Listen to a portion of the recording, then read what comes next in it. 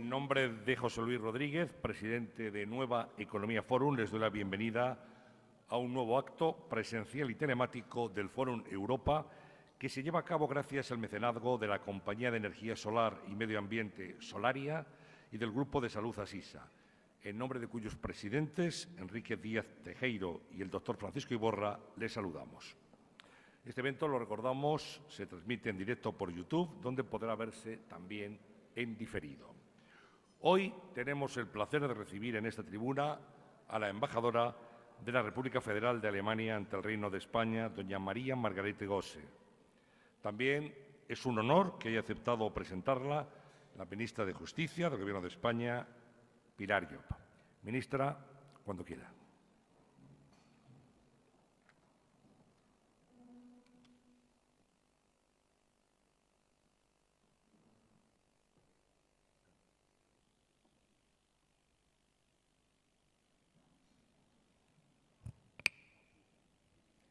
Embajadora de la República Federal de Alemania en España, María Margarete Gose, resto de embajadoras y embajadores que nos acompañáis esta mañana, secretario de Estado de Justicia, Toncho Rodríguez, abogada general del Estado, Consuelo Castro, subsecretario de Asuntos Exteriores, Unión Europea y Cooperación, Luis Manuel Cuesta, de Industria, Comercio y Turismo, Pablo Garde, y de Universidades, Marcus González, secretario general para la Innovación y Calidad del Servicio Público de Justicia, Manuel Olmedo, diputados, diputadas, senadores y senadoras, director de Nueva Economía Forum, Diego Rodríguez, presidente del Ateneo de Madrid, Luis Arroyo, presidente del Círculo de Bellas Artes de Madrid, Juan Miguel Hernández, presidente del Consejo General del Notariado, José Ángel Martínez, decana del Colegio de Registradores de España, doña María Emilia Adán, resto de autoridades, patrocinadores, medios de comunicación, amigas y amigos. Es un auténtico placer tener la oportunidad de pronunciar unas palabras de presentación de la embajadora de Alemania en España, de la primera mujer al frente de la Embajada Germana en España, doña María Margarete Gose. Discúlpenme que pronuncie unas pequeñas frases en su idioma, embajadora. Vielen Dank, Dame, Frau Botschafterin, dass Sie mich zu dieser Veranstaltung eingeladen haben. Die Beziehungen zwischen unseren Ländern waren schon immer sehr fruchtbar. Aber gerade jetzt positioniert die gute Harmonie zwischen unseren Regierungen, Deutschland und Spanien, als zwei strategische Partner. Tenemos hoy ocasión de escuchar a una mujer maravillosa, se lo puedo asegurar. Una servidora pública de primer orden, de alto rendimiento, de altura, que cuenta con 30 años de servicio a su país. Entró en el servicio exterior en el año 1994 y cuenta con una experiencia en el ámbito diplomático en distintos países e instituciones. Ha trabajado en distintas unidades del Ministerio Federal de Relaciones Exteriores, tales como la Oficina de los Secretarios de Estado, Oficina del Ministro, ha sido jefa adjunta de la División del Cáucaso en Asia Central, jefa de la Unidad de Asuntos Generales de Personal y Organización, directora para Asuntos Jurídicos y Consulares, directora general de los Servicios Centrales. En otros países también ha desempeñado esta vocación de servicio público como jefa de sección jurídica y consular de la Embajada de Alemania en París o responsable de prensa en la Embajada de su país en Pekín. La embajadora Gose cuenta con amplia experiencia en nuestro país. En España había sido anteriormente cónsul del Consulado General de su país en Barcelona, donde pudo perfeccionar su español, como ha recordado en varias ocasiones, lo que facilita, además, enormemente nuestras buenas relaciones. Y es que la colaboración entre el Ministerio de Justicia de España y también el Ministerio de Justicia de Alemania, a la que contribuye ahora especialmente la embajadora, es muy fluida desde hace muchos años, especialmente en el ámbito de la digitalización de la cooperación judicial transfronteriza, y permítanme que aproveche esta ocasión para poner algunos ejemplos de nuestra cooperación excepcional en el ámbito judicial. Ambos países participamos en la creación de e-Codex hace unos 12 años y estamos colaborando en su mantenimiento a través del consorcio Mi-Codex 3, formado por varios países europeos más. España y Alemania inauguraron el año pasado el sistema de transmisión electrónica de órdenes europeas de investigación. Fuimos los primeros países, nuestros países, quienes hicimos el primer intercambio que se produjo entre el Juzgado Central 5 de la Audiencia Nacional y la Fiscalía de Köln, de Colonia, en Alemania. En el marco del Reglamento de Digitalización de la Cooperación Judicial Transfronteriza y Acceso a la Justicia también tenemos una importante cooperación, sobre todo en materias tan sensibles como el crimen organizado, tráfico de drogas, tráfico de armas y trata de seres humanos. Imagínense qué importante es esta cooperación para luchar eficazmente contra el crimen y las mafias. Y la colaboración desde el Ministerio de Justicia de España con Alemania es muy fluida también, tanto a nivel federal como a nivel de los Länder. España es un país autonómico que en su Constitución también se inspiró por ese espíritu federal de la República de Alemania. En un futuro próximo existen varios ámbitos en los que profundizaremos nuestras relaciones, bien de forma bilateral o mediante consorcios entre nuestros países. Como saben, señoras y señores, en pocos meses, en pocas semanas, mejor dicho, pocas semanas, comenzará la presidencia española del Consejo de la Unión Europea y esperamos contar, como hasta ahora, con Alemania como un socio estratégico, con la unión de nuestros Estados como potencias motoras de la Unión Europea y conseguiremos, estoy segura, grandes avances en materia económica, pero también en materia de derechos y libertades. Es bueno para los ciudadanos, las ciudadanas de nuestros países, los derechos de los ciudadanos y ciudadanas de nuestros países y también, como no, para las relaciones económicas, las empresas, etc. Permítanme que les ofrezca también una breve, pero también una dimensión, una visión más personal de la embajadora Gose. Es una amante del arte, una amante de la cultura de España. De hecho, como verán, habla un español perfecto y ambas tenemos algo en común. No solo porque somos mujeres profesionales, somos servidoras públicas, porque compartimos culturas comunes, la cultura española y la cultura alemana, sino también porque nuestros esposos son sevillanos y eso es algo que marca muchísimo, se lo puedo asegurar. Es una mujer muy cercana, una mujer acogedora y, como le definió Gloria Lomana en una entrevista que le hizo, es una mujer inspiradora. Ella ha roto muchos techos de cristal, también en Alemania, y tiene el compromiso de promover los liderazgos femeninos. De hecho, ha organizado una red de mujeres y, como ella misma ha dicho, si hay una mujer en una organización, en un ámbito de toma de decisión, es más probable que esa organización cambie a la mujer. Pero si somos muchas embajadoras, si somos muchas mujeres en los ámbitos de toma de decisión, lo más seguro es que seamos nosotras quienes cambiemos a la organización. Así que les dejo con esta mujer excepcional, con nuestra embajadora aquí en el Reino de España. Gracias una vez más por tu contribución a todo este desarrollo exitoso, por tu buena predisposición. Ich danke Ihnen, Frau Botschafterin, noch einmal für Ihren Beitrag zu dieser erfolgreichen Entwicklung, Ihre Bereitschaft, mit uns auf guten Fuß stehen, Ihre Freundlichkeit und Ihre Offenheit. Für den Dialog werden es diese Bürgenschaft ermöglichen, mit der Zeit zu wachsen. Muchas gracias a todos, señoras y señores. Toma la palabra doña Margaret Gose.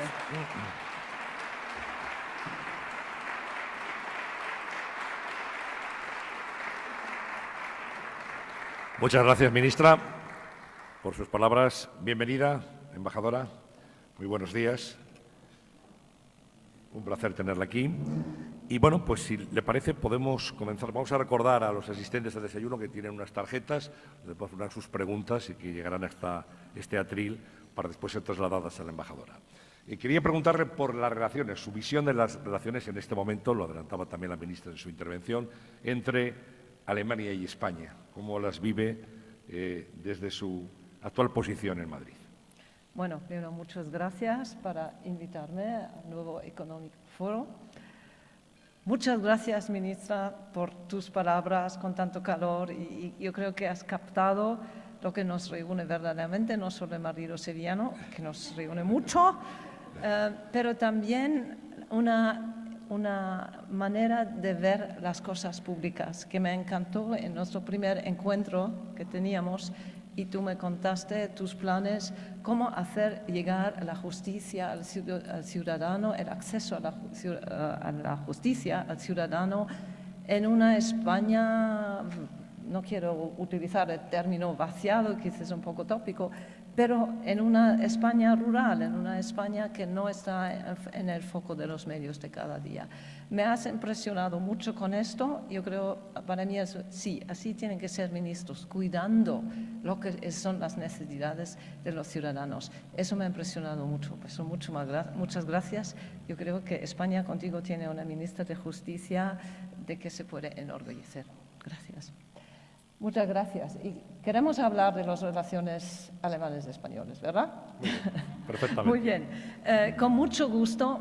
Es un tema, para decir la verdad, fácil. Desde que he llegado, desde que he empezado mi andadura, yo he notado, digamos, tanto benevolencia, tanta buena voluntad y tanto interés de la parte de la sociedad, de la política, de la sociedad, de las empresas en Alemania. Además, un interés positivo, como no lo he notado desde hace mucho tiempo, incluso en Alemania, donde somos también muy autocríticos, yo creo, con nosotros. Algo que tenemos en común con España, creo.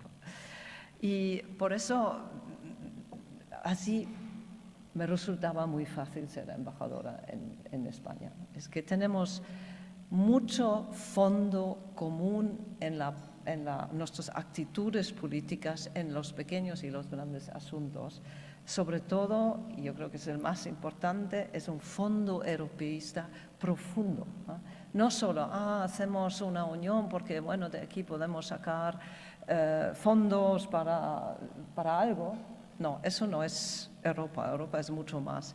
Y aquí en España yo he entendido verdaderamente que hay este interés que es más allá de lo diario, de los fondos, que también tienen su importancia, pero que llega al corazón de lo que tiene que ser Europa, es que una unión de estados, lo que sea su final, siempre de esto se ha discutido mucho, pero ahora mismo en sitios de crisis, en una situación de múltiples crisis, que tenemos que pensarlo muy bien, cómo unirnos, cómo avanzar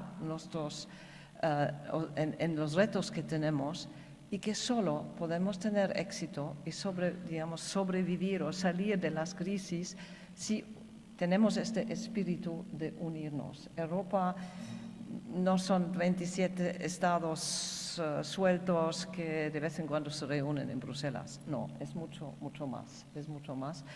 Sobre todo es una comunidad de valores, de derechos humanos, de los derechos del individuo, de la justicia, del Estado de Derecho, muy importante. Y no sabemos seguros sobre esta base, pero también España y Alemania y toda Europa hemos entendido que estamos en fases de profunda, digamos, de ataque de estos valores. De muchas partes del mundo, lo hemos visto con la crisis de Ucrania, de que vamos a hablar más. Ahora, sí.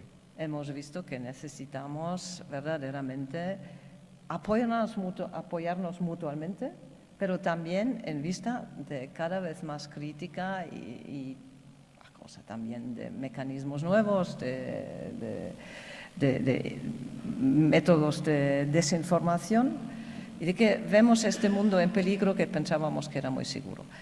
España lo tiene esto muy claro, siempre lo ha entendido, y esto es como base de una relación, es muy importante.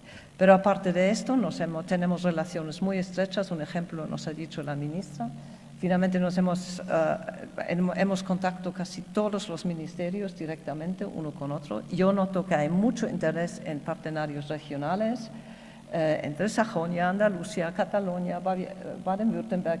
Hay muchos contactos, y también estos contactos son muy importantes, que van más a la base.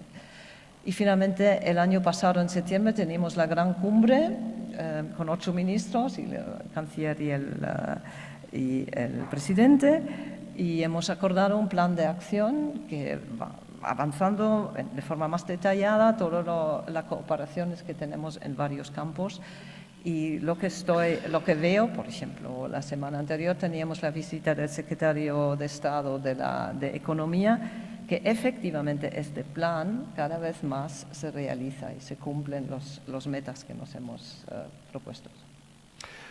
Quería preguntarle, embajadora, ¿qué espera Alemania de la presidencia española de la Unión Europea que comienza el próximo 1 de julio? ¿No? ¿Cuáles son los retos que tiene planteados en este momento Europa y cuál cree que debe ser el papel de nuestra presidencia a partir del 1? Bueno, esta presidencia, la presidencia española del Consejo Europeo, va a ser muy importante porque, digamos, después llega la presidencia belga, pero básicamente a España toca terminar muchos de los grandes proyectos de la última legislación presente.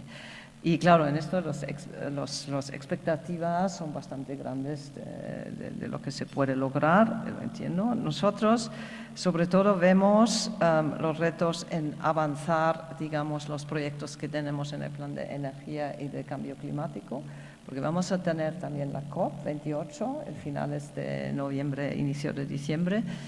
Y yo que ya veo que estamos en este camino, tenemos que preparar cómo vamos a avanzar en este tema que nos toca profundamente, la gran transición que se necesita, pero también cómo puede Europa contribuir que otros países que tienen muchas más dificultades que quizás Europa, porque hay menos fondos, países más pobres, cómo los podemos incluir en, digamos, casi una coalición mundial para avanzar en el tema climático, que como se ve desde el último informe del Consejo Internacional de Clima, necesitamos casi acelerar más para llegar a la meta de no más que 1.5, es decir, en conjunto no más que 3 grados en conjunto de calentamiento. Es un tema que es dramático. Y lo vemos en España, yo creo que se ve bastante bien con las olas de calor, no de momento, en Madrid, pero la sequía, los problemas climáticos se notan bastante ya. Y yo creo que ya no hay nadie quien pueda decir, estos temas los podemos aplazar. No, eso no lo podemos dejar a nuestros hijos y los nietos. Después de que se produjera la lamentable invasión rusa a Ucrania, el canciller Scholz habló de un cambio de época. Me gustaría profundizar en esa idea del gobierno alemán acerca de lo que ha supuesto esta guerra que tenemos planteada y cómo va a cambiar, digamos, las expectativas y los parámetros de la geopolítica internacional.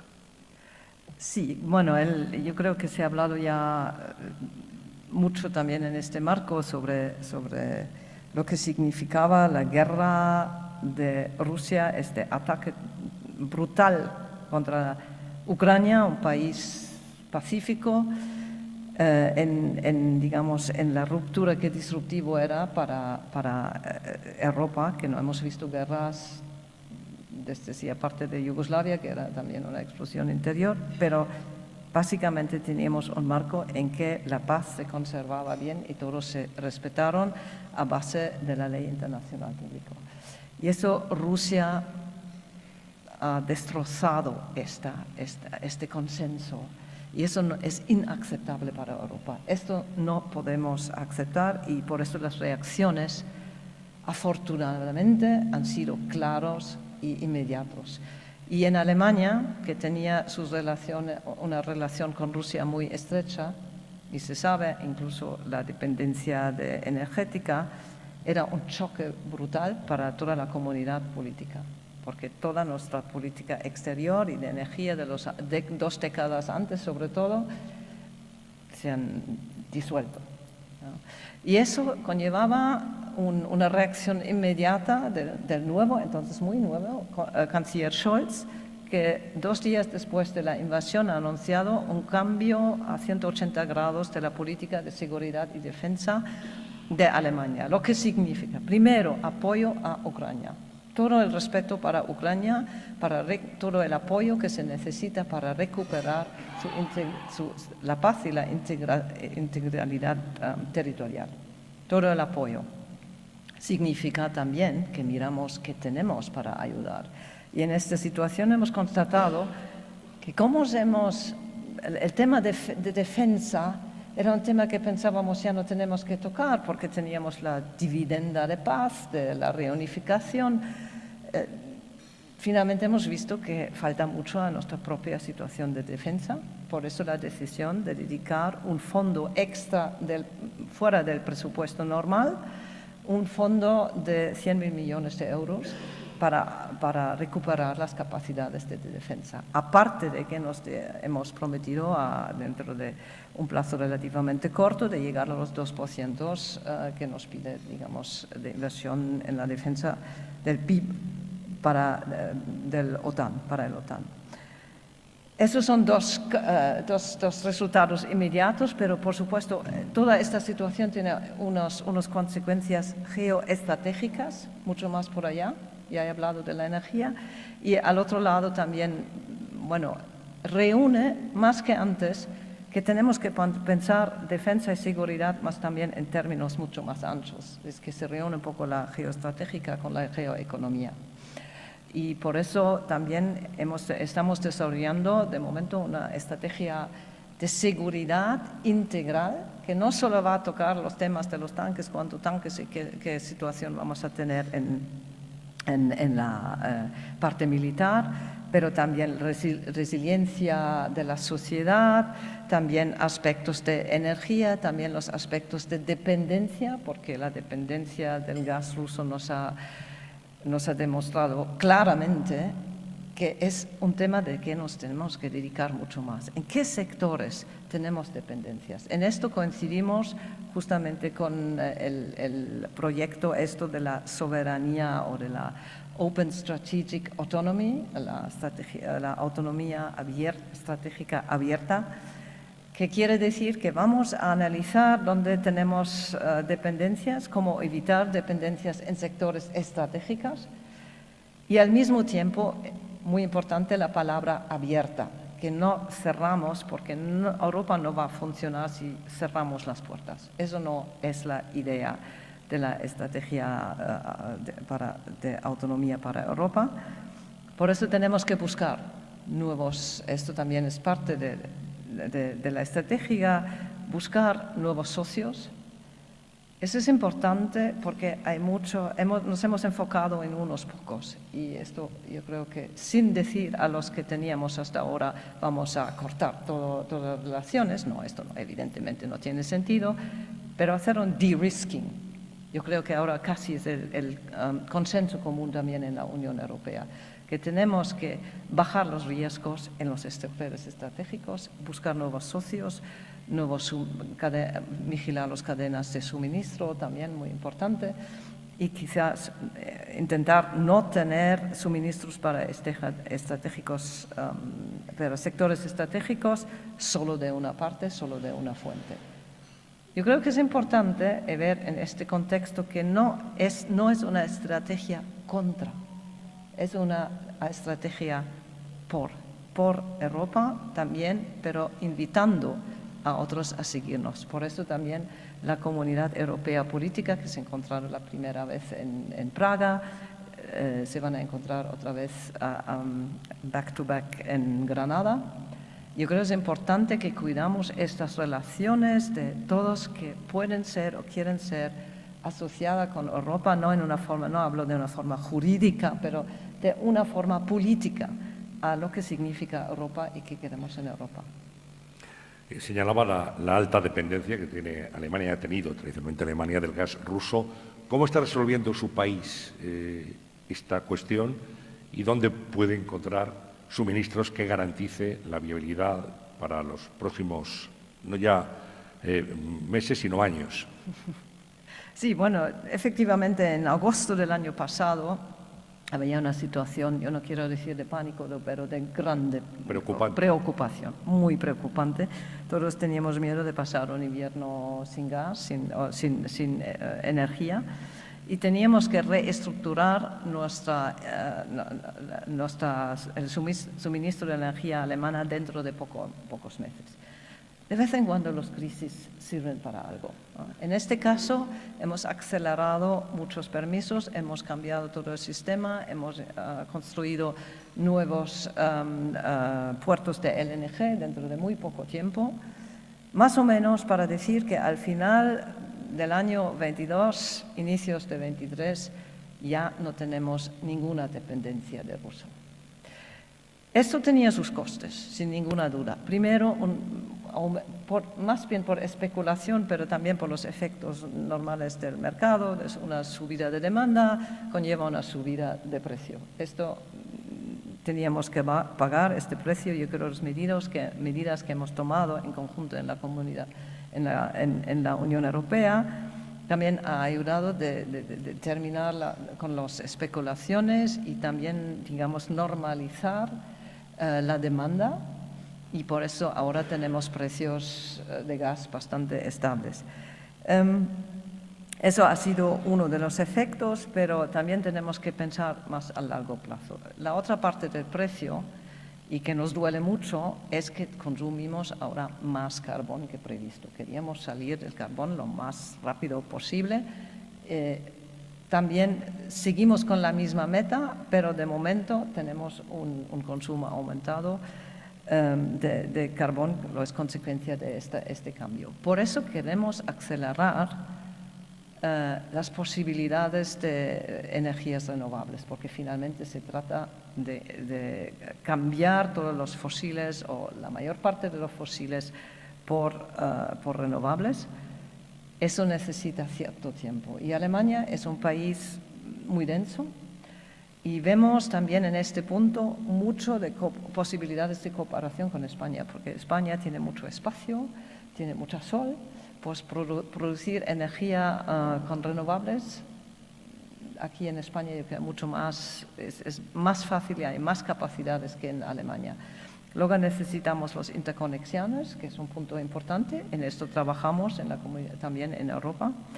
Es muy importante de tener más flexibilidad en la distribución, yo creo que es uno de los puntos. Yo sé que se ha discutido mucho sobre la discusión de Alemania de finalmente salir de la energía nuclear. Sí.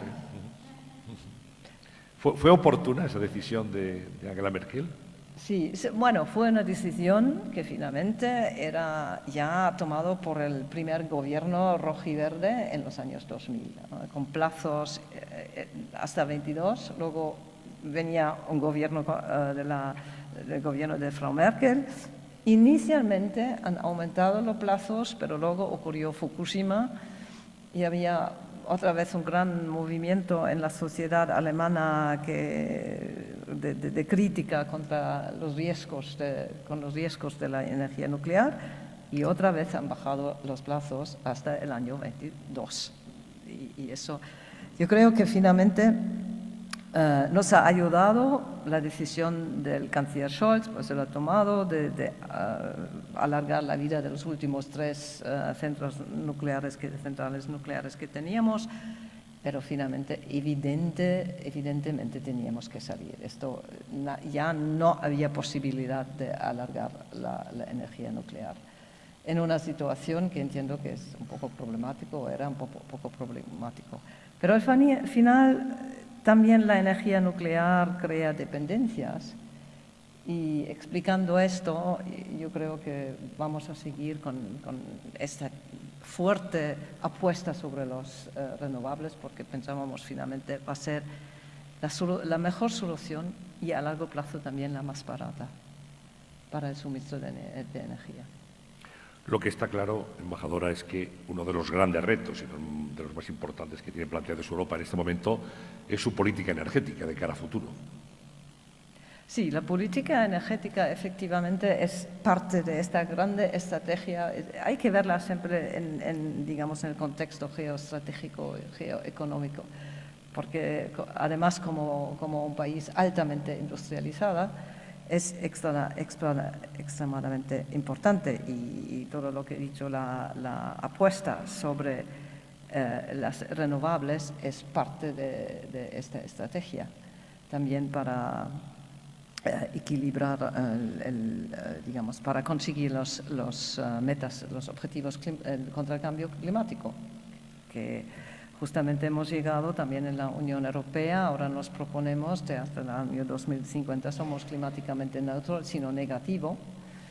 Y nosotros en año 2030 queremos bajar las emisiones a 65% más, las emisiones CO2.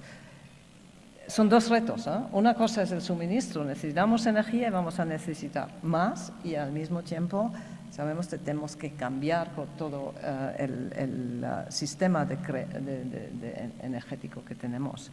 Es sobre todo por la industria un gran desafío, por eso se discutan de momento muchos métodos cómo ayudar y también hacer como de mejorar la posición en la industria en el contexto de Estados Unidos, China, en la competición, la competitividad.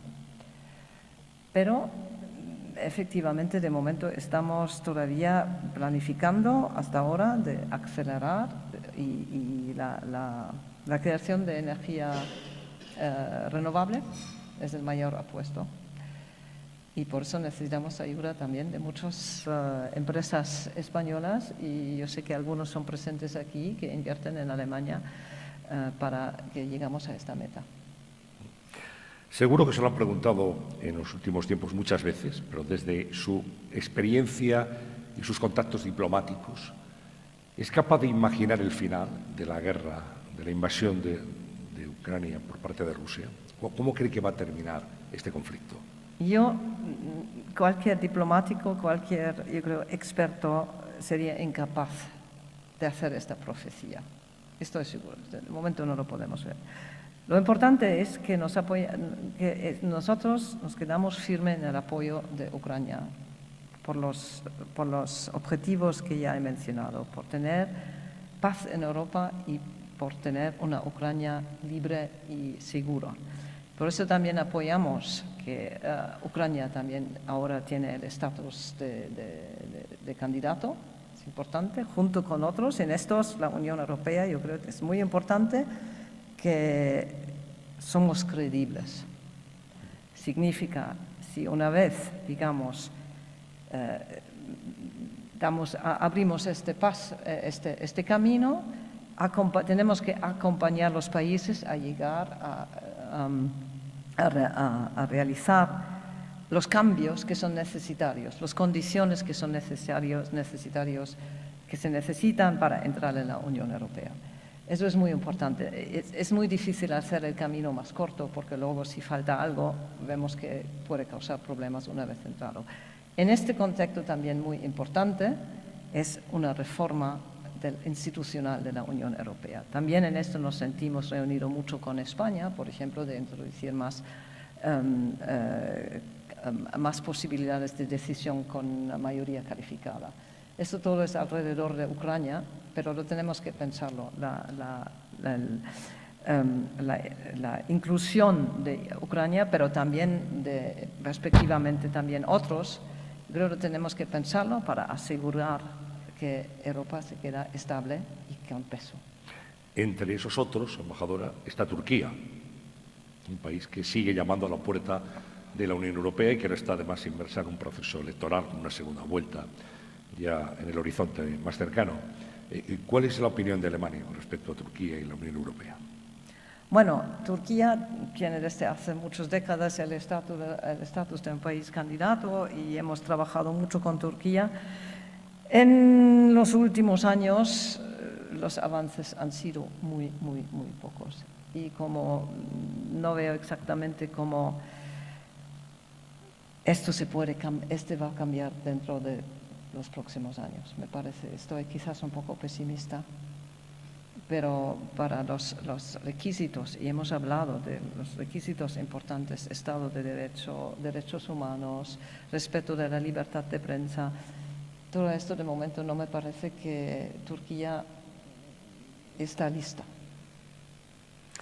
Quería preguntarle ahora, clave económica por la política del Banco Central Europeo, también de la Reserva Federal Norteamericana, de subir los tipos de interés para controlar la inflación. Parece que esa subida de tipos ya estaría alcanzando un techo. ¿Cree que ha sido positiva? ¿Cree que es el camino adecuado? ¿Cuál es la posición que tienen ustedes acerca de esto?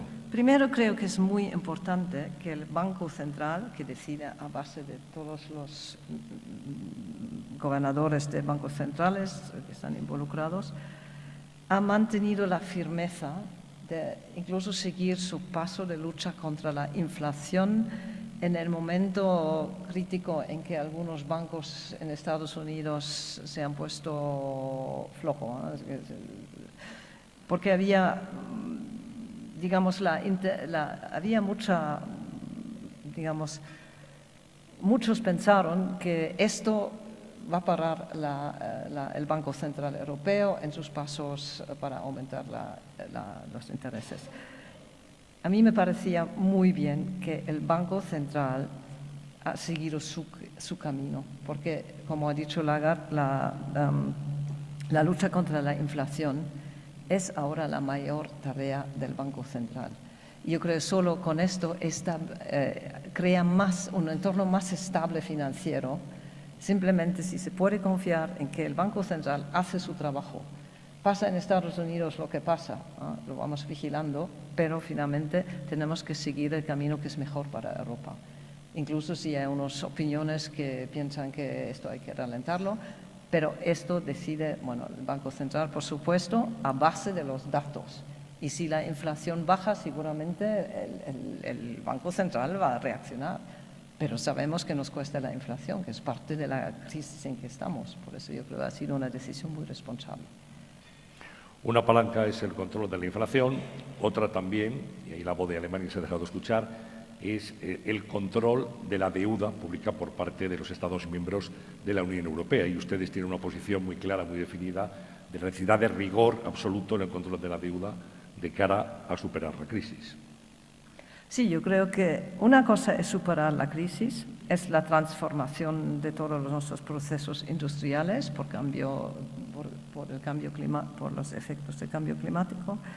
Son retos muy, muy grandes que necesitan mucha inversión pública, pero no se puede conseguir solo con inversión pública. También necesitamos la inversión privada. Dar este empuje es la tarea de la política y de la inversión pública de momento, pero no más allá, ¿no? Porque finalmente si no vigilamos este tema, el cambio no va a tener sostenibilidad. Yo creo que esto también se ha entendido en Europa ahora, que necesitamos controlar también las deudas. Hemos consentido que por razones estratégicas en determinados marcos, también para superar la crisis de COVID, que también la Unión Europea puede entrar y hacer, digamos, deudas, porque pensamos esto es justamente para el empuje que necesitamos. Pero más allá tenemos que trabajar, yo creo, con mucho cuidado y siempre llamar por más fondos y ver, porque incluso si es la Unión Europea que prevé los fondos, de algún sitio viene el dinero finalmente de los Estados miembros y hay que vigilarlo, pero al mismo tiempo la reducción de la deuda, yo creo que en esto están las discusiones en Europa ahora, cómo encontrar un camino que a un lado asegura que los estados que tienen deudas altas, que bajan, que tienen un camino para bajar, que es realista, y al mismo tiempo que mantenemos unos estándares claros para evaluar dónde estamos. Hay varias voces autorizadas que están planteando en los últimos tiempos una revisión de la política de defensa de Europa de cara a futuro dentro del marco de la OTAN y también depender menos de Estados Unidos en cuanto a la defensa del continente. ¿Cuál es la visión que tiene su país al respecto? Bueno, yo creo que tenemos que hacer todo el esfuerzo y hay decisiones desde la Cumbre de Praga y de las reuniones y de las declaraciones del marzo 22 que vamos en dirección de una defensa que tiene también ser más integrada, tenemos que repartir los papeles, tenemos que comprar conjuntos. Yo creo que se han tomado muchas medidas y desarrollar más proyectos por ejemplo el FCAS, que justamente hace 2 semanas estaban los 3 ministros de Defensa, señora Robles, el ministro francés y nuestro ministro se han encontrado aquí en Madrid para confirmar otra vez su voluntad de avanzar FCAS, que es un proyecto que va hasta 2040, y de trabajar juntos también con la industria y de vigilar muy de cerca que se hagan progresos. Es muy importante estos proyectos. Estos proyectos, yo creo que lo importante es, yo no me puedo imaginar ninguna medida de defensa europea que se podría dirigir o estar en contraste con el OTAN. Todo lo que hacemos nosotros para defender nuestra seguridad ayuda a OTAN, está en el marco. Por eso yo no veo un conflicto. Y independizarse de Estados Unidos, aquí yo soy una persona muy realista, ¿no? Es que sabemos qué peso y qué importancia, y por eso mi país es muy transatlántico, finalmente. No nos vemos en contraste, pero no obstante, vemos la obligación de fortalecer nuestra propia defensa, no en un punto de desconectar con Estados Unidos y hacernos autónomos en este sector. Yo creo que simplemente no es realista. Además vemos que los Estados Unidos, con toda la complejidad que hay, pero finalmente nuestros socios transatlánticos para el futuro de nuestros modelos de vivir son también muy importantes. Pregunta que le formula Yolanda Mayordomo desde Iberdrola. Dice, ¿qué papel juega, embajadora, el hidrógeno verde en la estrategia de transición energética de Alemania, sobre todo respecto a las industrias electrointensivas?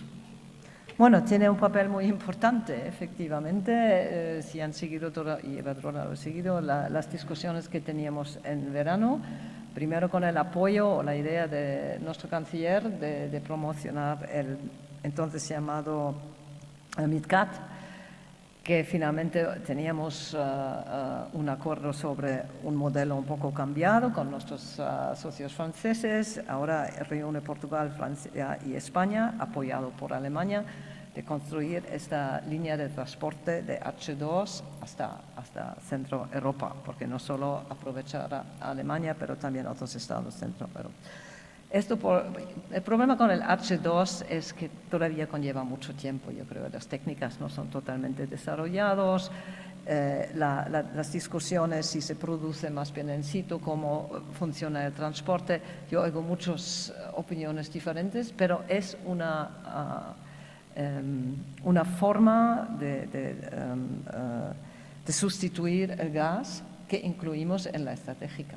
Por eso yo creo que el canciller Scholz ya lo he dejado muy claro que juega un papel muy importante el H2 también en el cálculo energético para el futuro. Le pregunta Luis Ayllón, de Diplomat in Spain. Alemania ha expresado sus reticencias a avanzar en la creación de un fondo de garantía de depósitos europeos si no se reduce la exposición de la banca a la deuda soberana. ¿Es esto una advertencia a España, donde hay una deuda especialmente alta? No, bueno, es que esto es en el plan de crear o de mejorar la unión bancaria y crear la unión de capital que apoyamos, ¿vale? Lo vemos que es muy, muy importante.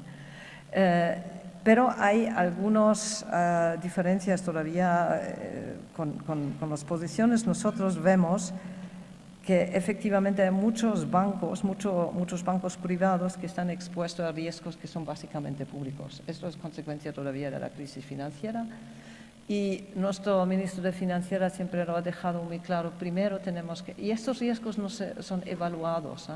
Antes de tener un sistema de Einlagensicherung, de asegurar los depósitos, que va finalmente a incluir todos en los riesgos, hay que aclarar cómo son los riesgos y quién lleva qué riesgo o cómo reducirles. Y estoy seguro que en esto todavía hay mucho debate, pero el punto de Alemania siempre yo creo que no es un punto especialmente, no es para parar la unión bancaria o parar el avance, no, eso es justamente hacerlo más sostenible, porque si incluimos riesgos que no son claros y luego dejamos pagar para estos riesgos gente que finalmente no han contribuido a estos riesgos, no es el camino que vemos seguro. Pero aquí ya hay un plan. Finalmente sabemos que primero hay que evaluar los riesgos, hay que separar la deuda pública del capital privado y así avanzar y luego se van a encontrar soluciones. José Luis Heras, del Mundo Financiero, le pregunta cómo se analiza, cómo se ven desde Alemania las relaciones entre España y Marruecos. Bueno, es que Marruecos y España tienen unas relaciones muy importantes, son países vecinos y España es muy importante en este contexto también por la Unión Europea, con sus relaciones muy estrechas con Marruecos. Marruecos no siempre es un socio muy fácil, esto lo sabemos también de Alemania, tenemos una crisis diplomática también que se ha resuelto afortunadamente y sabemos que es importante, y en esto España va a tener un papel también clave, de mantener relaciones estables con Marruecos por varios temas, por temas de energía, por temas de migración. Yo creo que crear buenas relaciones bilaterales entre España y Marruecos, finalmente, es un tema de que aprovecha toda la Unión Europea, si se resuelve. Luc Uribe Echevarría, que es senador del PNV, el Partido Nacionalista Vasco, y que asiste a este desayuno, le dice: ¿cuáles son los puntos fundamentales de la posición alemana respecto a la nueva gobernanza económica europea? ¿Cree posible, embajadora, o deseable que esta nueva gobernanza esté aprobada antes de fin de este año 2023? Eso es un tema muy, muy grande y yo creo que se merecía casi un desayuno separado, además con quizás gente que son más expertos en los detalles de esto. Yo creo que hay la Comisión ha presentado sus primeras ideas, sus primeras sugerencias, que nuestro ministro de Finanzas también ha dicho que todavía no le son suficientes. Aquí hay muchas cosas que tenemos todavía a hablar. Quizás podemos llegar hasta el final del año, pero creo que a lo mejor vamos a necesitar más tiempo. Pero esto es un poco mi propia impresión. Pregunta también sobre materia energética. Dice: la llamada excepción ibérica ha generado incentivos al consumo de gas para la producción de electricidad en España. También ha limitado la rentabilidad de las energías renovables en España. ¿Le preocupa que este mecanismo pudiera extenderse al resto de Europa? Que no he entendido muy bien la primera parte de la pregunta. La excepción ibérica, el hecho de que se generen incentivos al consumo de gas. Bueno, la excepción ibérica ha funcionado, pero ha funcionado sobre todo en el contexto español. Y yo creo que los sistemas en los en otros países miembros, por ejemplo en Alemania, no permiten este tipo de excepción, ¿no? Por eso no creo que se va a extender. Alfonso Jiménez, de Exit Avenue, dice: en Europa nos faltan jóvenes y la población activa envejece. ¿Considera que esto puede lastrar nuestra competitividad? ¿Qué importancia tiene este hecho para la agenda de gobierno en su país? Muchas gracias. Una pregunta muy buena, muy importante, porque el gran, espectro en Europa es justamente esto, es el reto demográfico. Lo tenemos en todos los países, en algunos países se ha notado antes, en Alemania lo notamos bastante, de forma casi brutal. En otros países, como en España, quizás no tanto, yo creo también por una inmigración de Latinoamérica, que ayuda mucho también. Y aquí ya estamos en la clave, ¿cómo solucionarlo? No vamos a dar premios a las mujeres de tener más hijos, por favor, ¿no? Estas políticas, yo creo, son de otro siglo y de otro...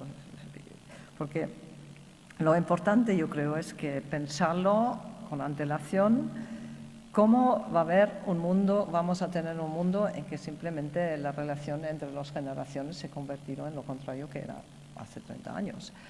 Y cómo, una cosa va a ser tecnología. Tecnología va a ser muy importante.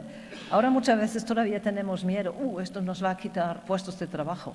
Yo puedo decir, bien, porque no tenemos a lo mejor gente para llenar todos estos puestos de trabajo, si alguna parte se puede sustituir muy bien.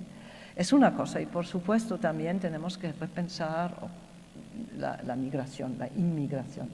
No queremos inmigración irregular, pero en Alemania ha cambiado mucho la actitud con la inmigración legal, ¿no? Y no solo una migración, bueno, a lo mejor de gente calificada, pero también de gente que podemos calificar.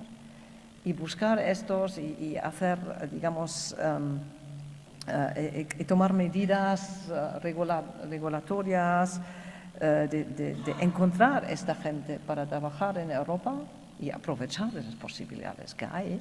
Yo creo que es una de las grandes tareas que tenemos delante, también en toda esta discusión sobre migración. Hay dos preguntas que hacen referencia a si, a su juicio, Europa debe de controlar de alguna forma el uso de la inteligencia artificial. Bueno, yo creo que como con muchas tecnologías nuevas, las políticas primero o los reguladores se quedan un poco atónitos. ¿Qué vamos a hacer con esto? Porque sale tan rápido. Y a mí me parece que sería el camino falso de prohibir antes de entender. Primero yo creo que tenemos que entender qué exactamente produce esto. Yo oí el otro día, yo creo, del señor Palete de la Telefónica, que ha dicho, según una encuesta, solo 5% de los expertos en inteligencia artificial creen que es algo totalmente destructivo, ¿no? Depende, como muchas tecnologías, de su uso, de su buen uso. Y aquí es la tarea del regulador de garantizar que el uso sea el bueno y no el malo en esto. Pero por eso hay que entenderlo. Yo creo que hay muchas discusiones de momento, pero una, digamos, prohibición antes de desarrollarlo, yo creo que no es el camino que tenemos que tomar. Vamos con dos últimas preguntas. Bolin Cañedo le dice, hubo una guerra fría con Rusia, ahora es incluso una guerra templada, dice, ya no es fría, es templada. ¿Cómo es compatible esta situación con seguir comprándole gas a Rusia? ¿No estamos financiando al enemigo de esta guerra templada? No, yo creo que, bueno, teníamos en el tiempo de la Unión Soviética efectivamente una guerra fría entre los grandes bloques. De esto hemos salido con el año 89. Como ya he dicho, en Alemania se confiaba mucho que esto es una situación estable, pero en la historia nunca había estabilidad. Hemos visto que ha pasado con Rusia otra vez. Rusia está en una situación bajo un régimen autoritario, sino imperialista, incluso, como vemos con esta guerra, que tiene muchos rasgos de una guerra imperialista. Aquí estamos. Yo creo que las consecuencias que hemos tomado de esta situación son ya claros y hemos hablado de esto, que tenemos que pensar estratégicamente, pero también tenemos que pensar no solo en la situación de ahora, pero qué va a venir detrás, aunque si no sabemos si termina esta guerra. ¿Cómo termina esta guerra? Tenemos que pensar, yo creo, en un Rusia después. Yo creo que eso es muy importante, que no olvidemos que Rusia sigue siendo un país muy importante para Europa.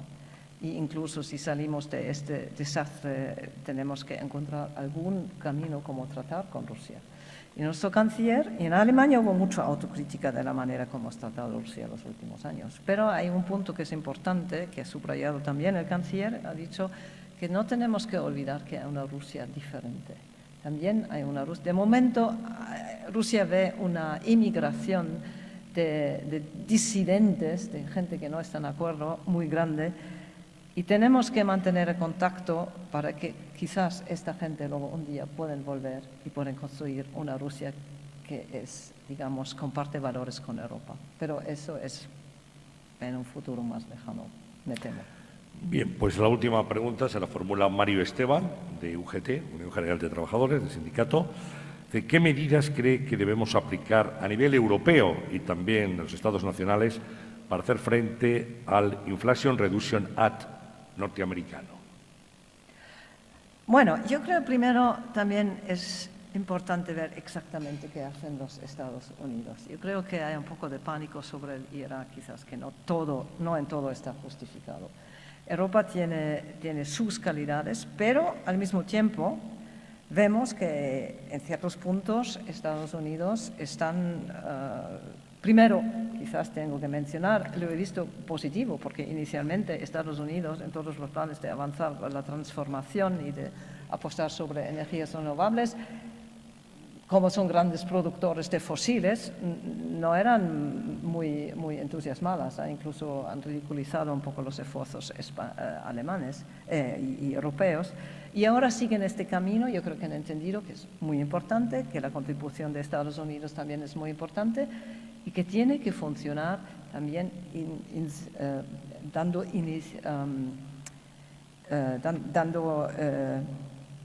¿cómo se dice?, zanahorias. Eso.